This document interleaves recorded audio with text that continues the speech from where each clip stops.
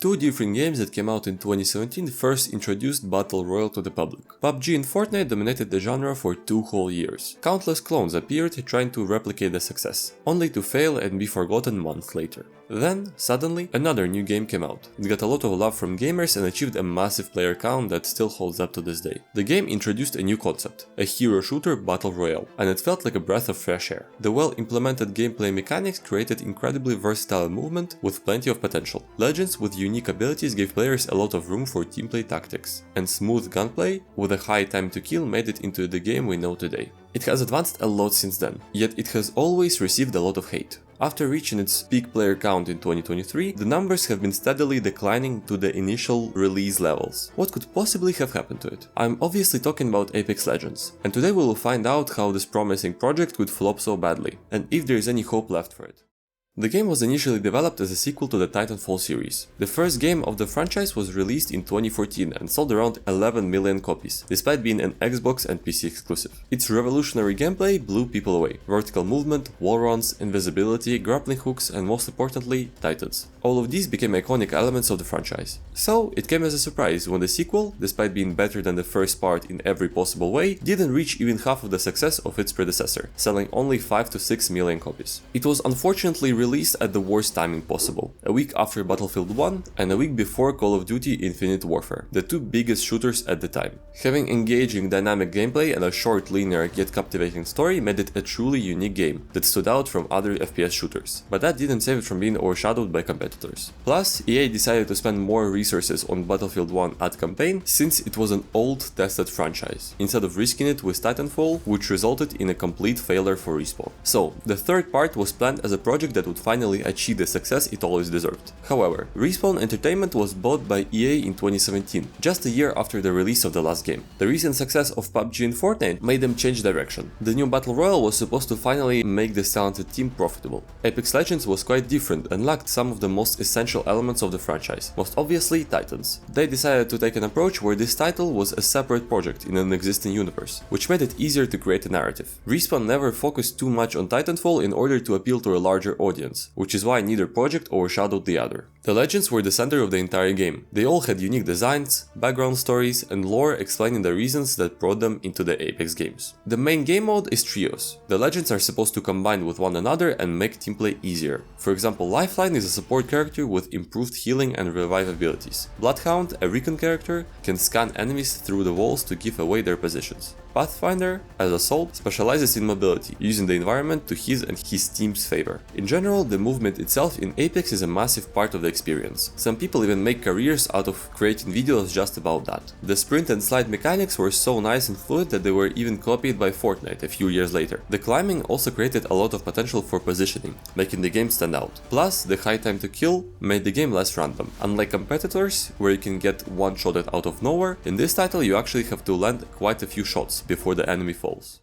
A lot of different games tried to take this niche, yet they were always forgotten just weeks later. Most of them put all the resources into marketing, but no one stayed for long, so those games just ended up dying. Respawn and EA decided to release a launch trailer on the actual release day, meaning they had no prior marketing whatsoever. Instead, they put all their effort into the game to deliver the best quality possible. At launch, on February 4th, 2019, the biggest streamers like Ninja, thorught, and the others were paid to play the game. Usually, after a sponsored stream, creators just move on and forget about the game. That's what I would say if it were any other game. But during these streams, creators realized that Apex was actually good. One stream after another, they started making videos, talking, and playing it more and more. thorught even became the biggest Apex Legends streamer at some point, reaching over 200k concurrent viewers. 2.5 million players in just 24 hours. 25 million in a week, 50 million after the first month. That's how fast the player count grew. After years of doubt and failures, it looked like Respawn was finally reaching its true potential. The initial strategy for supporting the game was a new season every 3 months. In 2020, we were introduced to a new legend, Octane,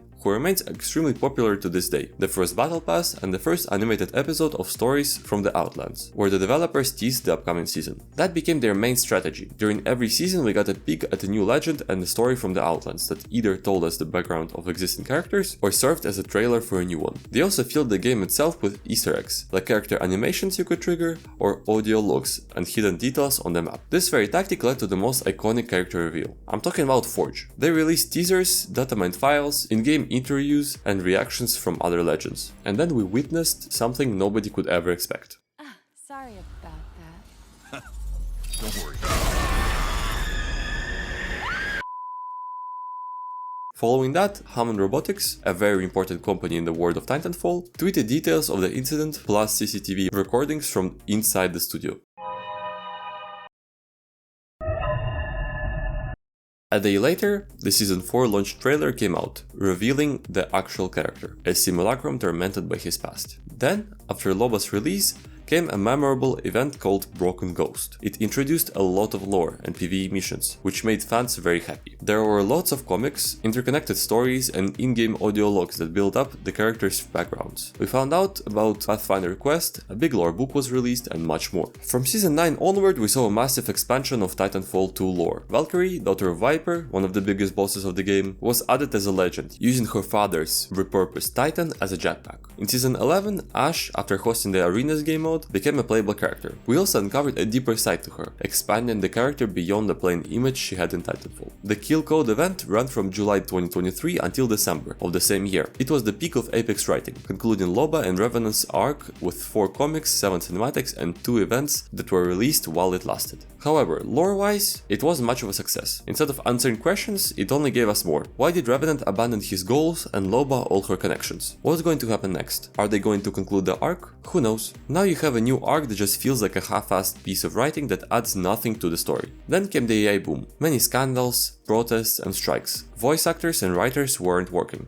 and EA started laying off a big part of the team. For example, here's a minute-long Lifeline rework trailer. Are you happy, guys? We also made a new legend and fired 100 people working on it, right after its release. No hard feelings though. Following that absolute disaster, it seemed like EA completely changed direction. Instead of being lore-heavy, where stories were interesting, intentional, and made the gameplay engaging, Apex turned into a fully competitive game with random characters that have incoherent stories contributing nothing to the lore. They realized they simply don't need to spend money on these things when loyal fans will just keep playing anyway.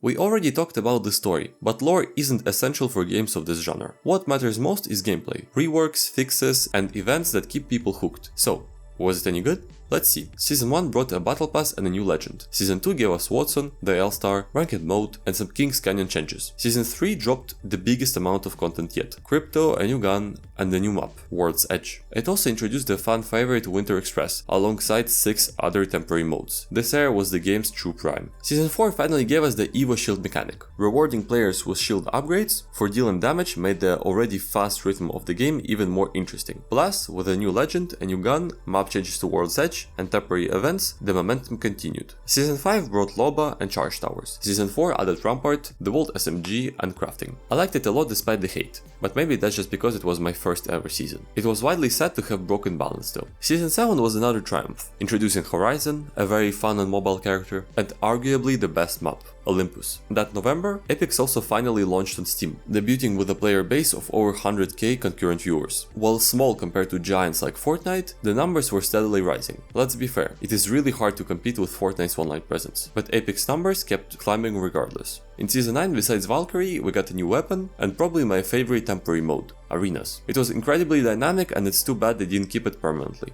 The player count had now reached 330k. Season 10 was a bit forgettable, but it still had some nice changes. The 11th one brought Ashe, a new map called Stormpoint, and Car SMG. The growth didn't stop. Season 12 introduced control mode as player counts kept climbing. Season 14 hit 511k players with major King's Canyon updates. After a slight dip in Season 15, Season 16 propelled Apex to its all-time peak of 624k concurrent players. Instead of a new legend, Season 16 completely overhauled the class system, giving unique perks like scanning the map for enemies or extra ammo and heal capacity to each specific role. The game was becoming ambitious enough to rival the biggest titans of the genre. But that peak was the turning point. Starting the very next season, the player base collapsed, and now it has been halved. Twice. You see, while talking about positive gameplay changes, I left out the part for which Apex gets the most hate, and to be fair, it is fully deserved.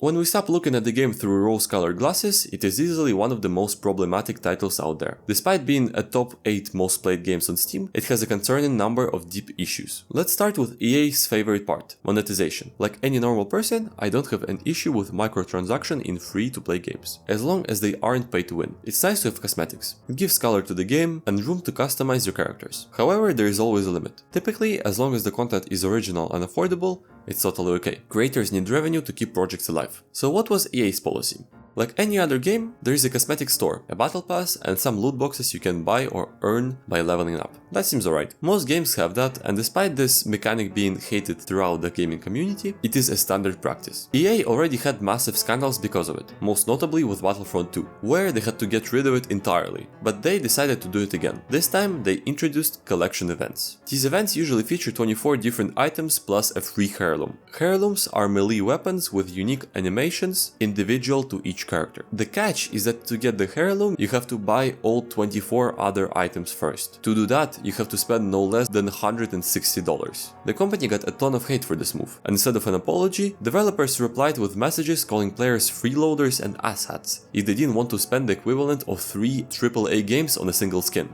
And you are lucky you even get an original skin. Or do you? In Season 15, during the Celestial Sunrise event, the main prize was nothing more than a recolor of an old Season 3 Battle Pass skin. This completely contradicted the idea of originality. Moreover, in Season 18, Death Dynasty, at Season 20, Inner Beast, all of the legendary event skins were just recolors of the ones released previously. Additionally, in a recent update, they introduced a new Battle Pass mechanic where a single season features 2 separate Battle Passes for each split. Each one could no longer be bought with Apex coins, only real money. $10 for the standard one and $20 for premium. Essentially, they expected people to pay $40 per season just for Battle Passes, and that's excluding the lazy collection events. I guess if you aren't a freeloader, that's not a problem, right? Gamers eventually won back the right to buy the pass with Apex coins, but it didn't fix the underlying issue. Of course, you don't have to buy anything. All players get the same gameplay experience, but we know these companies want to squeeze every cent out of you. Otherwise, there wouldn't be predatory loot boxes giving you false hope that you'll get something good on the next pull.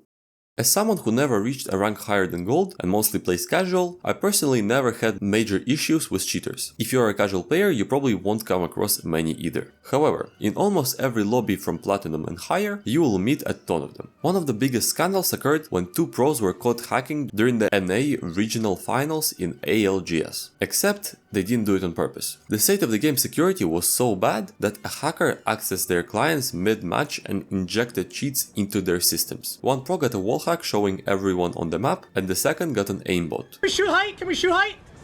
Yeah, shoot now. I'm cheating! I'm cheating! I got aimbot! I have aimbot! This caused the tournament to be postponed, wasting massive effort from the participants. If someone can inject cheats directly into your system through a live game, what else can they do? There are so many reasons for concern here. Sorry for interruption. Here is something else I found while editing the video. In the clips here you can see 2 pros, Imperial Hall, the one who we saw getting aimbot, and Rogue, meeting their evil twins. That is another case of terrible security in Apex, because the cheaters literally were playing in the same lobbies as these players on their actual accounts. I don't even know how that's possible and why it's happening. There is no other big multiplayer game where something like that ever happens. Anyway, back to the video. Generally, there is a massive amount of Apex content online involving cheats. When you search Apex cheating, instead of finding anti-cheat updates, you get tutorials on how to install them. It's incredibly accessible, yet instead of fixing the core security, we just get more recolored cosmetics.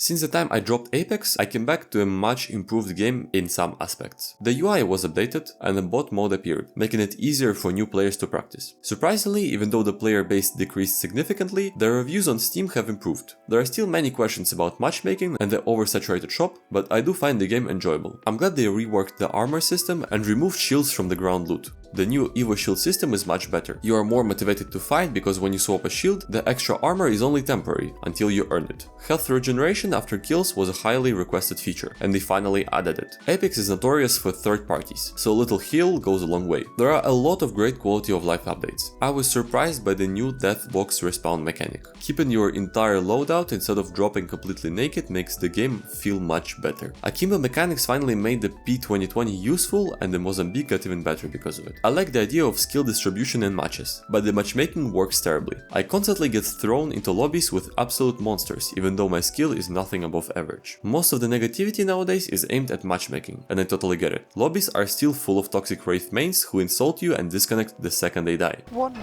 fuck you. That ass, nah, fuck you. I fear that will never change. In the end, almost every major issue comes down to EA. Despite having an ambitious development team and solid quality of life fixes, the biggest problems remain untouched. Cheating is easier than ever, and the cash shop is always full, yet core issues are ignored. I truly believe Apex is still a good game, especially with friends, but it has lost its former glory. It is a sad trend. An ambitious company gets bought by EA, gets a brief head start to build something promising, and then gets ruined by insufferable monetization. I still believe there is time to turn things around, before the remaining player base leaves for good. The latest Cyberpunk update just dropped, promising a cool event with a bunch of new modes and mechanics. Who knows, maybe this will be the start of Apex comeback.